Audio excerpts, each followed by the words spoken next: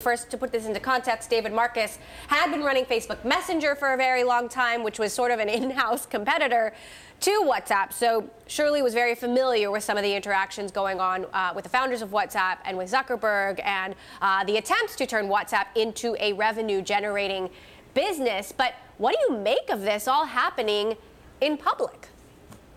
Well, it is significant that David Marcus is the person who spoke out. He really is one of the most senior people there, one of the best respected people there.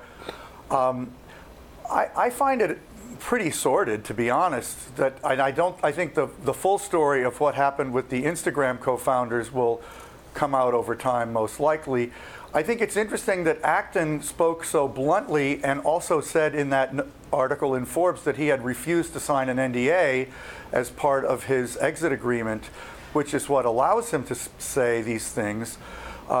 He is clearly very critical of the way they conduct their business, and that's not appealing. I will say, on the other hand, for founders of companies that are acquired to leave is not unusual, and that in itself should not raise huge alarms, in my opinion.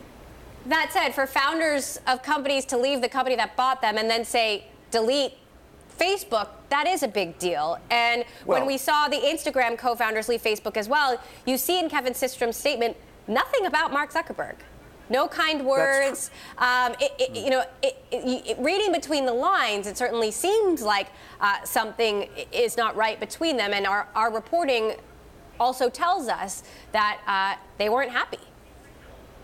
That all seems right. And additionally, I would say the fact that in the Forbes interview, Acton says, if it makes money, they'll do it, or some quote to that effect, that is a very damning criticism, which unfortunately I think there is some evidence for. And if you were to look at the problems Facebook has today, which I consider quite grave, to be honest, many of them I think probably flow from a culture which, for whatever reason, began to prioritize making profit and growing profit over a lot of other values that now they are belatedly recognizing they should have prioritized. Jitendra, you wonder if some of these internal dynamics are why WhatsApp has been slow to transform into a revenue-generating business. And though Instagram has shown tremendous growth, why it didn't grow faster? Yeah, so that's what it really does. It sort of delays monetization, it creates execution risk. And if you look at the core Facebook platform, which is slowing in terms of growth rate, so Instagram needs to step up. They need to figure out WhatsApp and Messenger monetization. So execution risk really put the near-term growth at risk. But having said that, if you actually look at the opportunities that Instagram really has based on where they are right now, in live stories, in e-commerce and things like that, it's a very critical platform for Facebook, and given that they are being cautious with the core Facebook platform with content, hopefully they don't change the flavor a lot more that users get annoyed. David, I wonder right now how much we need to be concerned about the brands, the Instagram brand, the WhatsApp brand, and the Facebook brand, which is increasingly not necessarily holding up to scrutiny and trust. Well, it's a great question. Primarily, as Jitendra suggested, and I think you just implied, the Facebook brand itself is quite sullied at the moment. The Instagram brand, by contrast, is superb, very highly burnished. They have extraordinarily satisfied customers and not a strong feeling of having aired or, caused big problems for their users or society. So it is very much incumbent on Facebook, regardless of who runs Instagram going forward, that they keep it very much in the same spirit and with a similar product to what it's had up to now. Jitendra, I want to talk about another company that Facebook bought, Oculus.